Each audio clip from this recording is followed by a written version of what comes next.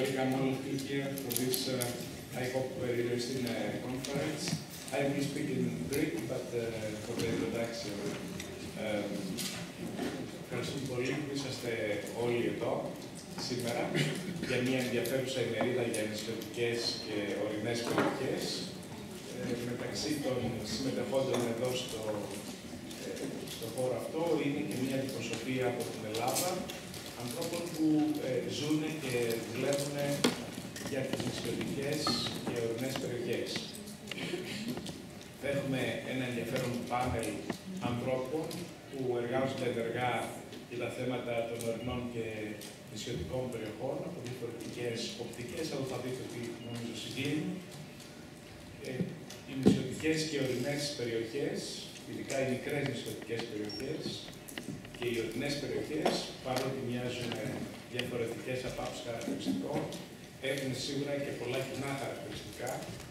Θα έλεγα όμως το πιο σημαντικό είναι να δούμε αυτές τις περιοχές όχι ως περιοχές που έχουν μειονεκτήματα και προβλήματα, αλλά ως περιοχές που έχουν εν δυνάμει ένα σημαντικό δυναμικό, το οποίο απλώς χρειάζεται να αναπτύξουμε μέσα από κατάλληλες πολιτικές. Δηλαδή, αυτό που είναι πάρα πολύ σημαντικό είναι να προσαρμόσουμε όλες τις πολιτικές στις ιδιαιτερότητες και στα χαρακτηριστικά των ορεινών και νησιωτικών περιοχών. Αυτό αφορά φυσικά πρώτα τις μεταφορές, έτσι ώστε να έχουμε συστήματα βιώσιμων μεταφορών, να υπάρχει πρόσβαση δηλαδή και των κατοίκων αλλά και όσων θέλουν να σκεφτούν αυτές τις περιοχές με βιώσιμο τρόπο, αλλά αφορά και τις άλλες ανάγκες όπως είναι η παραγωγή ενέργειας, η διαχείριση του περιβάλλοντος, η αγροτική παραγωγή, η διαχείριση των υδατικών πόρων. Χρειαζόμαστε λοιπόν κατάλληλες πολιτικές τόσο σε εθνικό επίπεδο και περιφερειακό επίπεδο, όσο και σε ευρωπαϊκό επίπεδο. Σε ευρωπαϊκό επίπεδο, οι πολιτικές τις οποίες συζητάμε αυτή την περίοδο στο Ευρωπαϊκό Κοινοβούλιο και αφορούν κυρίως τα 5 διαρθρωτικά ταμεία, 5 διαρθρωτικά και επενδυτικά ταμεία, είναι σημαντικό να λαμβάνουμε υπόψη τα χαρακτηριστικά των ορεινών και νησιωτικών περιοχών. Ιδιαίτερα οι πολιτικές συνοχής χρειάζεται να προσαρμόζονται ή να αφήνουν χώρο για πολιτικές που θα ενσωματώνουν και τις νησιωτικές και ορεινές περιοχές. Αλλά είναι πολύ σημαντικό και στο επίπεδο των κρατών μελών να υπάρχουν κατάλληλες πολιτικές οι οποίες βοηθούν στη σύγκληση. Πολλές φορές η εμπειρία μας είναι ότι οι περιοχές αυτές στερούνται βασικών δικαιωμάτων, όπως είναι η πρόσβαση σε υπηρεσίες υγείας, η πρόσβαση σε στοιχειώδεις κοινωνικές υπηρεσίες και γι' αυτό σε περιοχές που δεν υπάρχει αναπτυγμένη κατάλληλη πολιτική βλέπουμε χωριά, ορεινά, ακόμα και μικρά νησιά να μειώνει το πληθυσμός και να καταλείπονται ή να γερνάει ο πληθυσμός. Βλέπουμε όμως από την άλλη μεριά ότι υπάρχουν πολλά ενδιαφέροντα καλά παραδείγματα, όπου αυτές οι περιοχές γυρνάνε και δεν είναι πλέον οι περιοχές οι οποίες εγκαταλείπονται, οι περιοχές οι οποίες είναι μειονεκτικές, αλλά οι περιοχές με ιδιαίτερα χαρακτηριστικά, ιδιαίτερες δυνατότητες, ελκυστικές περιοχές, που πιθανά και ο πληθυσμός αυξάνεται, αλλά και παρουσιάζουν και προβάλλουν ένα διαφορετικό μοντέλο οικονομίας. Αυτά θα συζητήσουμε σήμερα, θα συζητήσουμε κυρίως τα θετικά παραδείγματα και η διαφορά γίνεται κυρίως, και θα είναι φανερό αυτό νομίζω από τις κουβέντες που θα έχουμε εδώ, από τον τρόπο που αξιοποιούμε το ανθρώπινο δυναμικό, που είτε υπάρχει στην περιοχή, είτε επιστρέφει στην περιοχή για να μπορέσει να κάνει αυτή τη διαφορά στις ορεινές και νησιωτικές περιοχές. Θα δώσω τον λόγο και μετά στο πάνελ, στους συμμετέχοντες στο πάνελ, τους προσκεκλημένους. Ήθελα να τους ευχαριστήσω και για τη συμμετοχή του σήμερα εδώ, αλλά μετά θα δοθεί ο λόγος και σε εσάς, ώστε να παρουσιάσετε παραδείγματα και εμπειρίες από τις περιοχές σας. Περνάμε αμέσως στον κύριο Slee, που είναι από το Ευρωπαϊκό Δίκτυο Αξιολόγησης της Αγροτικής Ανάπτυξης. και θα μας μιλήσει για τα παραδείγματα από καλές πρακτικές.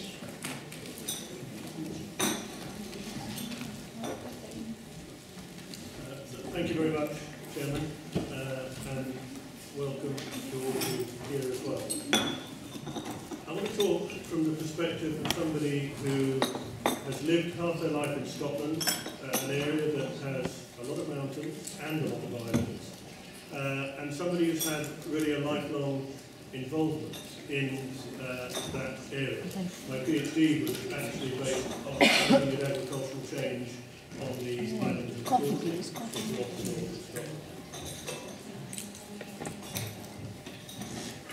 Clearly, there are a number of similarities, and this has been touched on already, between islands and mountain areas. Both of them tend to suffer from problems of inaccessibility. In the case of islands, obviously with a very clear boundary demarcated, the sea. In the case of mountains, we often have foothills and the boundaries are not so clear. But that inaccessibility is a key criterion which we often have to work with. Not always, but often. And in both cases, there is a raised capacity for resilience that's grown out of necessity. Necessity because communications often break down to islands in stormy weather. Necessity in the mountains because snow can often isolate mountain villages. So there is a kind of inbuilt sense of resilience to mountain communities, which is, I think, an important feature. And it's there in island communities as well. They know how to survive in difficult circumstances. And in both cases, there's also a strong socio-cultural distinctiveness, a sense of place, a sense of particular identities, that people belong. Of course, there are incomes quite often, and those incomes sometimes cause tensions. But that sense of place and that cultural identity are very, I think, durable features of many mountain areas. Of course, we need to start with the principles of sustainable development. That is what we're talking about today. We're all familiar, I'm sure, with Brundtland's definition. Sustainable development is development that meets the needs of the present without compromising the ability of future generations to meet their own needs. And there are those three elements that have always been identified. And if we think of it, rather like a milking stool that I can remember from my youth, these three-leg stools that you had in the dairy farm. There's an economic, an environmental, and a community element to it, a social element. If we take one of those legs away, the stool doesn't stand up. So we need that sense of, if you like, three elements working together in order to get sustainable development. But I think we've moved on a little from Brundtland, and I think there are some perhaps new principles that we need to consider. The idea that's taking, I think, root to a considerable extent in some communities of interest, that we can have prosperity without growth. That we need to explore rather more effectively what the underlying drivers are of well-being and happiness. And we need to build on these, not necessarily building for economic growth in the old-fashioned sense, but building to enhance human well-being and building communities to enhance the happiness of those communities. And certainly the Green Movement in Britain has been very active in promoting those kind of ideas, and I would concur wholly with that as a perspective. And if anybody wants a source to look at on this, read Kim Jackson's book, Prosperity Without Growth, which I think is one of the most important books of recent years. Secondly, we need to create a virtuous circle, not a vicious circle, in social and economic development. All too often island areas, remote mountain areas, have been places where young people have left. Our chair has already alluded to this. They're places that once those bright young people go, they can get into a spiral of decline, of elderly people captured and captive in those communities without the support that a normal, across-the-board, young people, middle-aged people, old people community would have. So we need to try and build those virtuous circles of development. We also need to think beyond the current generation's needs. there's a phrase going around that we should do everything as if we were doing it for our grandchildren's well-being, not our own. Only then are we thinking properly about the future, rather than about immediate well-being for us. So we must take that long view for the good of future generations. But I'd also say, and this isn't so often mentioned, that we actually have to learn from our grandparents as well as think about our grandchildren. My parents were brought up in post-war austerity. They could live on much less than most people can today. They learned how to do it because they had to do it. I've been in parts of Europe in the mountainous areas of the Carpathians. I've been in the Baltic states, looking at transitions in rural areas. And there, people who could do what their grandparents could do, survived and lived an awful lot better than people who were locked in to much more narrowly circumscribed jobs in urban ways of living. And, as I'm sure we'll hear from our leader speaker later, we need to embed social and economic activities in the distinctiveness of places. Now, in my thinking about looking at how we live and how we need to live more sustainably, I would argue that we can identify 5 overlapping arenas of life, as I call them. The food system, our homes, our leisure, the transport systems, and where we work and whom we work for. All of these have a carbon and an ecological footprint.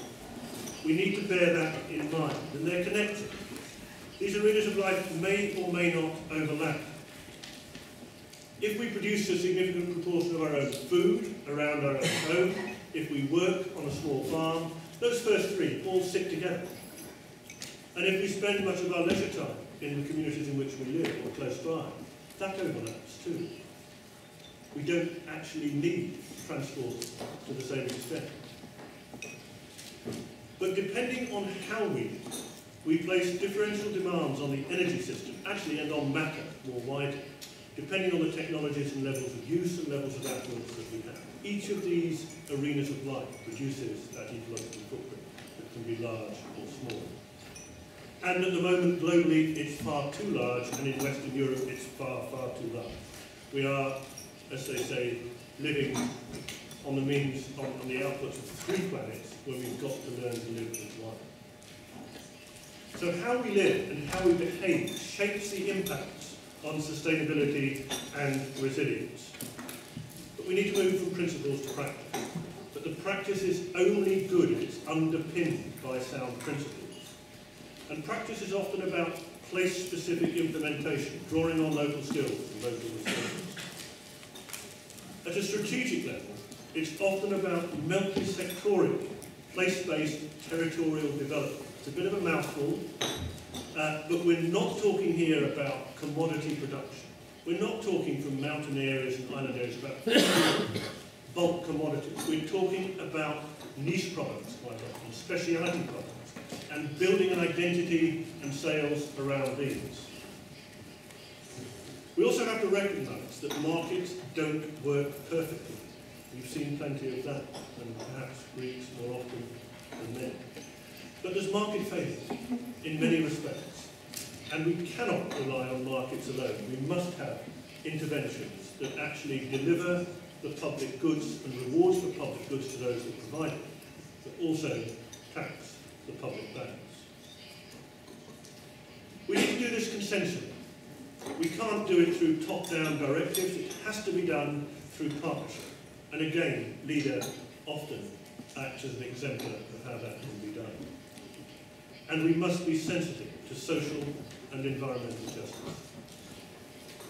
Just 1 or 2 things that we need to avoid. Often, rural economies are likened to leaky buckets.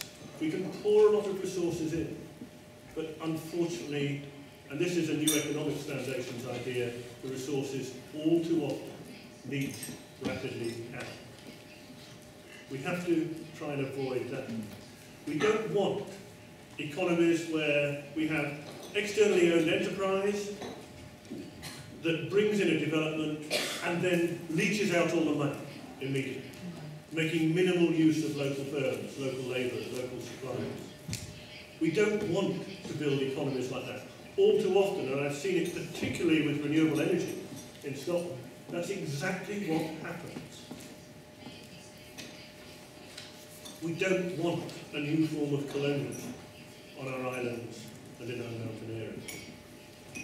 We want to build a much richer set of local relationships and interactions, where the local community and locally owned enterprise interacts and creates that virtuous circle of enterprise and activity in local communities.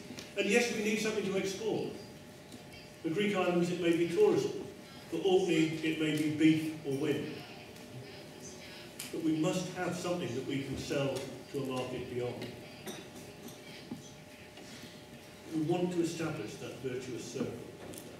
Let's look at one or two examples. The first examples we'll look at islands, and I want to focus on Bornholm. Bornholm is an island off Denmark, quite a long way from the bulk of Danish islands, really underneath southern Sweden. And it's an island that has tried to transform itself as a relatively poor quality in terms of agriculture compared to other parts of Denmark, island that's rather remote and a longer ferry journey than many. And it's trying to transform itself towards a green island with a strategic vision. It actually sets itself up to be a laboratory for green solutions. It's a community that bases itself on sustainable principles. It wants efficient utilisation of energy, but it wants innovation, curiosity, raising new trails, sharing knowledge, and they want a sustainable future and healthy lifestyles. And they've set themselves targets. This is an island of 42,000 people. It's got a strategic plan and a shared vision that links industry, municipality, and people together. They want 100% renewable energy by 2025. They're increasingly decarbonising their transport system. They've brought in firms that are developing electric cars and electric vehicles on the island. They're increasingly using local food and developing the local food system. And they're developing ecotourism. There's a coherent vision in Bornholm. I've been there and I've seen it and I've felt it, and you can really sense that the community is trying to make a difference. But much closer to home, I guess, for many of you, there are Greek islands doing the same kind of thing, perhaps in a more limited energy-based front, but Agios Efstratios is a much smaller island with a very small population, but it is looking at that repatriation of renewable energy. It's looking at the transport sector. It's trying to look at building design. And those kinds of developments are exactly what we should be looking for, I would argue. So what are the key lessons there? Think about repatriating energy production and make it renewable. Build on the distinctiveness of place and local products using PDO, but not necessarily PDO, just recognise local products for what they are and what they can do. Build partnerships between municipalities, industry and research institutions. It may only be a high school, but get your kids interested in their own communities and ideas about developing. This is called, in rather arcane theoretical language, the triple helix model. It's just really about partnership. And enhance environmental quality in multi-stranded ways.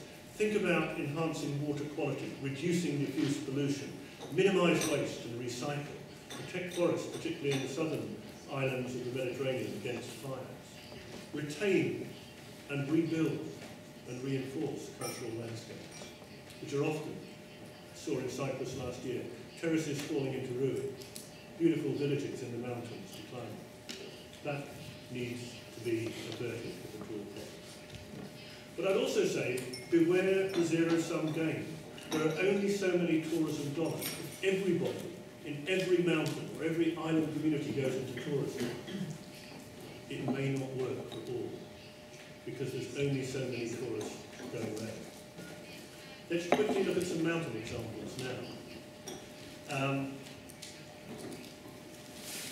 I did some work and cut my teeth on European research, actually, looking at what we call soft and hard tourism. Soft tourism, I thought it was agro-tourism, eco-tourism, and local ownership. Hard tourism, the chains of hotels, and timeshares, and external ownership. We found in our study, in the Cairngorms in Scotland, that if we had soft tourism, 66% of the pound of tourist spend recirculated in the local economy. But if you spent that money in a hotel, in a chain hotel or a timeshare, 66% pass straight out of the economy. So you have double the impact of that spend in local business. And that is the kind of tourism that will work best in mountain and island communities. There's an organisation in France called Accueil Paysan, Peasants Welcome. And rather than peasants being denigrated as people who are backward, Accueil Paysan looks at the idea of peasant life as something virtuous, something that's got real strengths that we should embrace. And I once had a meal in somebody near Grenoble in the Alps who had largely built his own house. We ate off a table that had come cut from a tree from his own forest. The diet that we had was completely of local food from that area, much of it from his farm. In other words, you could get there, and a lot of French families did this. You get a complete immersion in a way of rural life on a small mountain farm. You think of that as a vision that's carved from experience from time immemorial, but it wasn't entirely, because the guy that we sat across the table from me was a guy who had worked on development projects overseas. He understood the virtues of bottom-up process, of local products, and of involving local supply chains in the delivery of what he wanted. That reinforced the community of which he was a part. If we look on a larger scale at the Carpathian ecoregion, WWF have been very active there. And I'm sorry about the length of the quote, but as well as looking at the preservation of some highly valued environments there, they see opportunities in the